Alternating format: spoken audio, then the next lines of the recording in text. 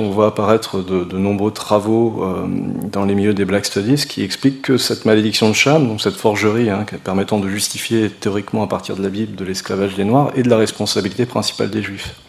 Ce qui est évidemment complètement faux en soi. Bien entendu, il existe des textes qui sont cités, ces textes existent, donc disons-le tout de suite, dans le Talmud, qui sont extrêmement déplaisants vis-à-vis des Noirs, qui correspondent à une légende rabbinique qui double en fait en quelque sorte la malédiction de Cham. Donc il y a celle de la Bible, de Cham qui a vu son père nu, etc. Et c'est Canaan, son fils, qui est condamné parce que son père a vu son grand-père nu. Et puis dans les légendes rabbiniques, il y a un autre récit qui se passe dans l'Arche, qu'on retrouve également dans l'exégèse chrétienne, l'idée que Dieu, à travers Noé, avait prohibé les relations sexuelles dans l'Arche.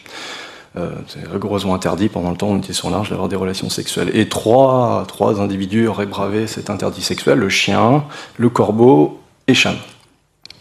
Et donc la légende rabbinique dit que le corbeau est condamné, je crois, à cracher sa semence par son bec, que le chien est condamné à rester collé à la femelle après avoir copulé, et que Cham est condamné à être noirci, et sa descendante à être noirélette, dit un deuxième texte.